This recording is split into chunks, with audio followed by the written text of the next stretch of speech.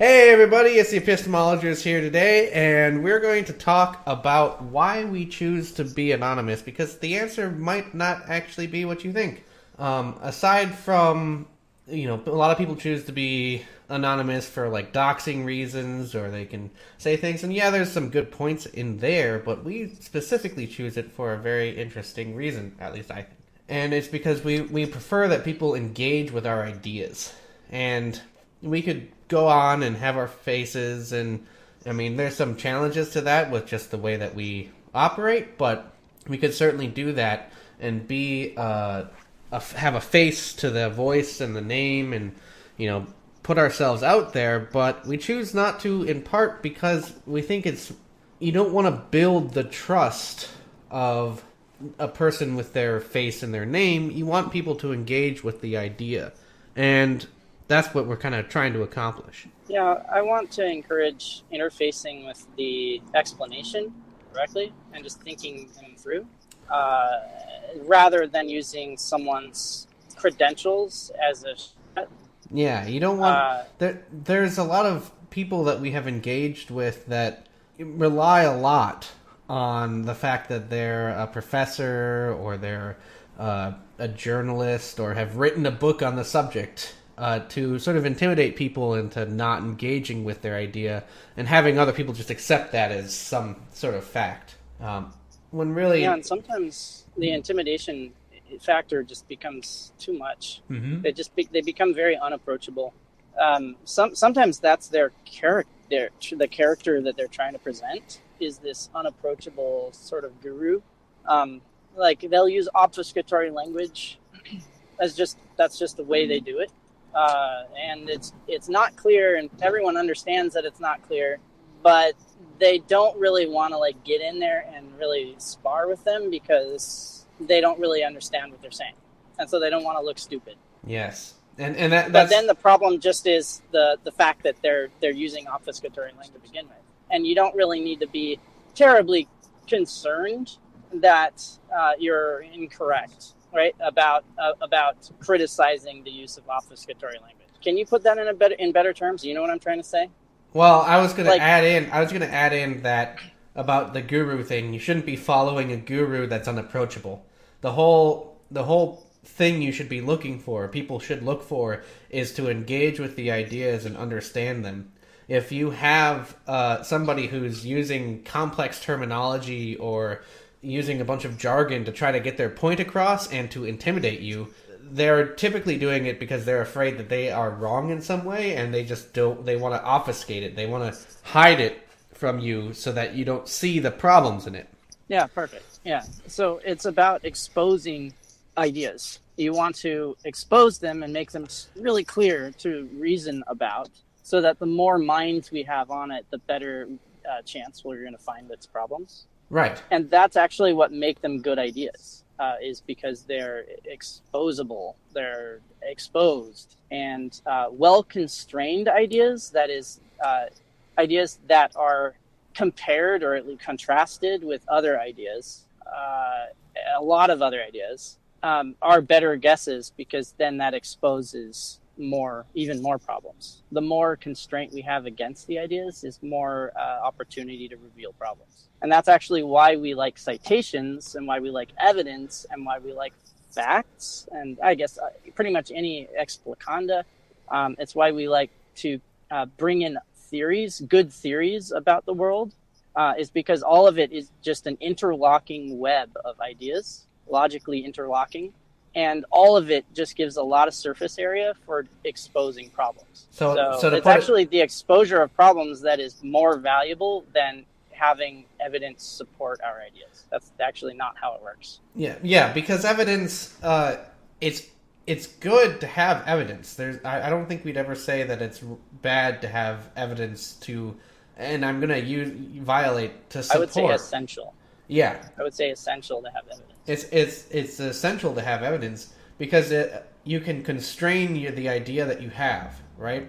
And what we mean by that is if you have evidence or facts around something, you have to have your idea be able to explain why those things are the way they are. So if something is that way, how do you explain it that it is that way.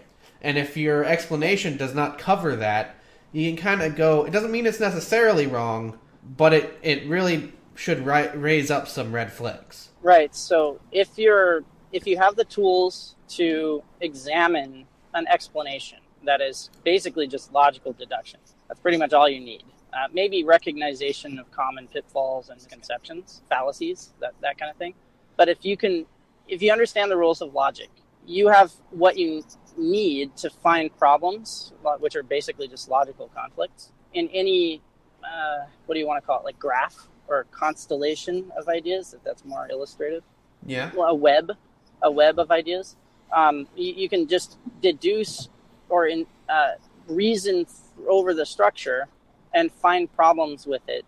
And you don't need to know where the ideas came from.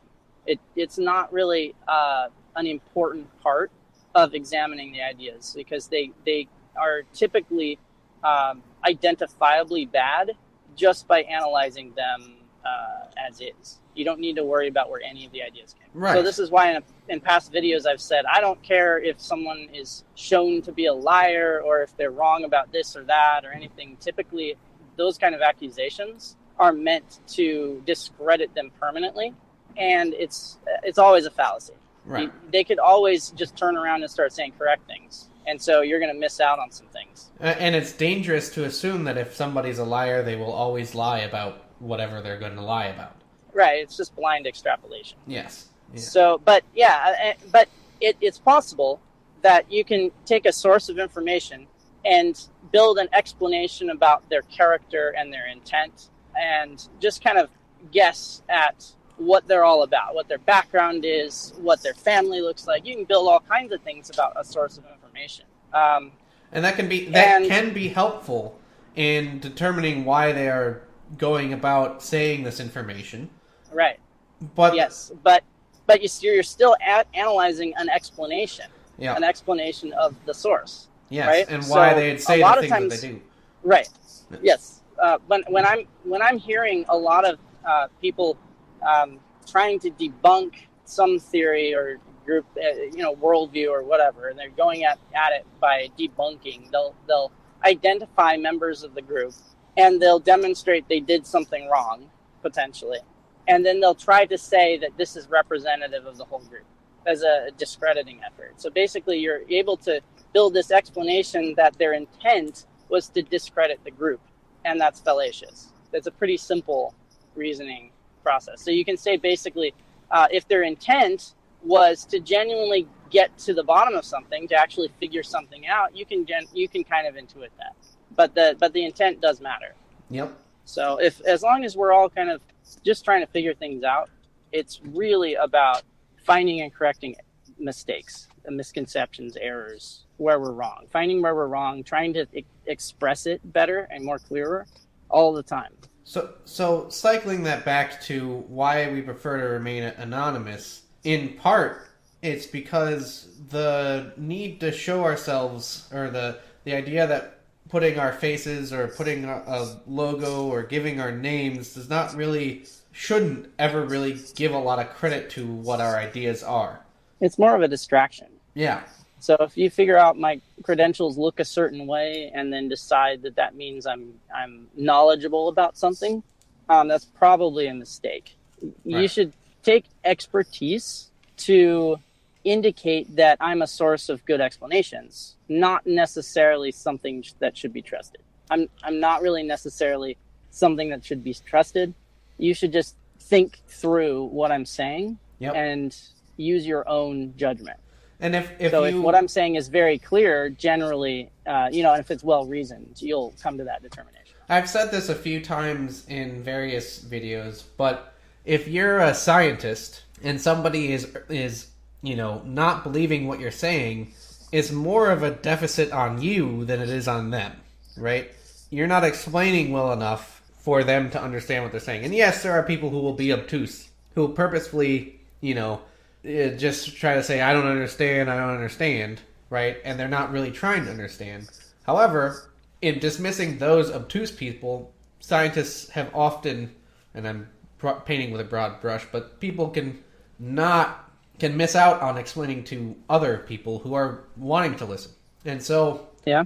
and so, if you want people to understand you and understand what your theories are, you have to get good at explaining what your theory is and finding the showing people, walking them through the steps of what everything is, how you see the world, and that requires you to be very simplistic about it at times. Now, as a little bit of background, we're not shy about saying we're software engineers, and that's what we do. It helps give some context. But in software development, we're not, how should I say this? We're very familiar with the frontier of knowledge development. So because we're constantly working on something new, because we don't want to reinvent the wheel. Yep. If we can avoid it. So we're constantly working on new things, and that means we're constantly learning. So we often don't have an expert to turn to. So we have to build the knowledge independently of anybody for many reasons. You can lean on some other people, like they might be able to collaborate on building the knowledge with you. They might help to provide more information that can point you in the right direction. But typically you have to build the whole picture.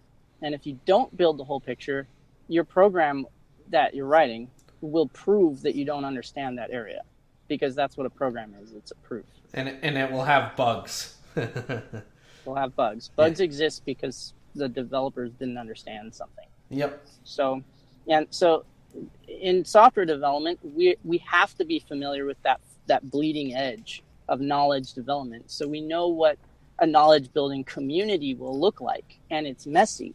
There's drama. There's bad code. There's bad ways of explaining. There's bad explanations being lobbied around. It's noisy. There's a lot going on. It's impossible to track it all. It's overwhelming. You often don't know or care who the sources of information are. As long as it's a source of information. Yeah.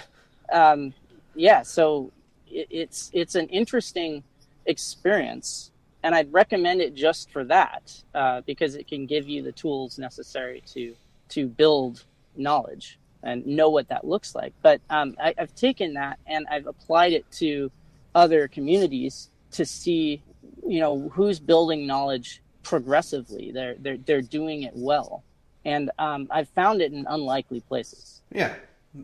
You don't see it in the institutions of the old guard.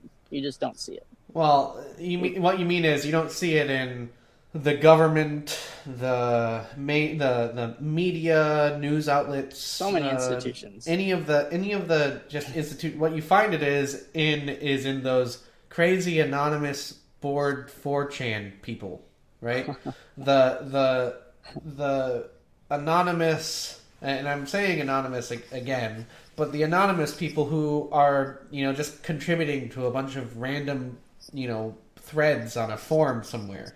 Right. I'd say you can find it there. You can, and we do frequently. Yeah. Because there aren't too many human restrictions over what's posted on the boards for the most part, and so you can really you can say what you need to say. You can criticize something that needs criticizing. Yeah. And that's really important culturally for exposing bad ideas and encouraging people to rethink things. That happens all the time in software development. It's extremely important, and there's a idea that you don't want to have developers that don't work well with each other, because even if you have the most talented programmer in the world, they're nothing without a team behind them, because only one person, they can't do everything. And the cool thing about open source is that your team is huge. It's massive. Worldwide. And at that point, you start hearing things like, well, we don't really want to assign blame. We just want to fix the problem. And when you have that sort of thing where people they don't really care whether or not the idea, who made the idea. They want to address the problems in the idea and fix the problem that is at hand. Yeah, right. There is some utility in tracking, who wrote this line of code. Who contributed this particular thing. Then the utility is often to figure out what the intent of the code was, to have a contact to get a better explanation about what it does, and so on and so forth. It's to get at the problem. It's not to punish them. For example, the code, if the code was written 6 months ago during a project that was some sort of feature that you really needed to crank out very quickly, you would expect it to be more error prone versus a code that was a bug fix, 2 weeks ago. You kind of can get an idea of what the environment was at that time, especially if you were working inside that team. Yeah, that context helps to know, to build a picture of what was being built there. It's really important to know what the goals were, to know why the code was left there in the first place. And so that brings into another interesting thing that happened on the boards, which was Q. And there is some guess as to what their intention is. And I think it's also often been said by us again that regardless of the intention, we think that because of the ideas put forward, they're generally not saying anything that's bad or harmful. There are some things where people have claimed that QAnon is just keeping people complacent, but I don't think that's... I've also heard complaints that Q is encouraging Anons to be violent or instill some sort of need to take justice into their own hands. And I haven't seen that at all. Raise the pitchforks. These are empty claims to me. Because the first claim, if the first claim is true, the second claim is really not true. And if the second claim is true, the first claim isn't really true. And so, which is it? But beyond that, if you look, there's much more validity to the claims that QAnon is more complacent because there's a lot of language of wait, enjoy the ride. Trust the plan. Trust the plan. Trust the plan. That sort of thing. Enjoy the show. Not justice is coming, right? It's around the corner. A call for action, usually. Yeah, so the complacency has more merit, I think. Right. But the problem is that what else would I be doing? If, at this point, Q is a source of information, I wouldn't be doing anything differently without Q than I would with Q. It's not like I'm going to take on the government myself. Yeah, I don't know. And so it seems a little odd to say that Q is being complacent, and maybe there is some validity to that point, but I don't know. I just don't see it. I don't know. I don't think I'd be any more complacent without Q than I am with Q. Yes, personally, but it could be that Q is specifically to make some group of people complacent that we are not in. Maybe. I don't know. But I generally contend that they keep things sort of held apart from each other so that they're fostering two groups of people. There's a group of people that look for credited sources of information, and they basically ignore Anons. So they're not really going to get into any of this Q stuff. Yeah. Q stuff, and they might even be good researchers and analysts, but generally they just don't look to unverifiable sources. But then there's this other group that and we're a part of that look to Anons as potential sources of information. They are sources of information, but they're potential sources of good information. Yep. It might be rare even that they would have good information. There's probably there is a lot of garbage flying around. It's a big rumor mill basically. But that helps you. That rumor mill helps you get at this problem, the real problem, the deeper problem in the world at large. Something that an anonymity can help protect. It's sort of a whistleblower thing. Right. And where would we be without Anons helping to stitch together a picture of the world? We would potentially either not be aware of anything going on, anything necessarily bad, not be aware that anyone had the level of control that they might have, or you might surmise that they do have this control, but you wouldn't have any details. Yep. Well, and that's kind of what earlier periods of time were like. Plenty of people surmised that there was bad shit going on.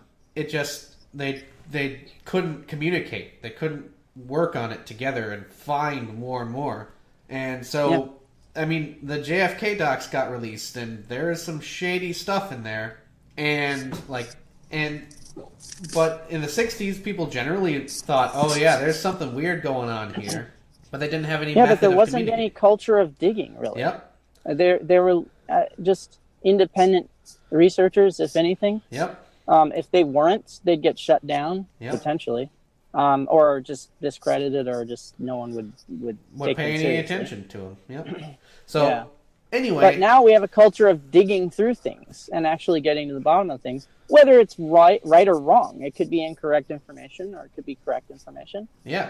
And I think it's generally a good process to expose all the bad information and sort through it, rather than do what we did before, where we're not sorting through anything. Yes, most certainly. Well, I think we have talked about our topic and then some. Please leave a like, a comment, subscribe if you haven't. Click that bell thing that does the magic, and we'll catch you next time.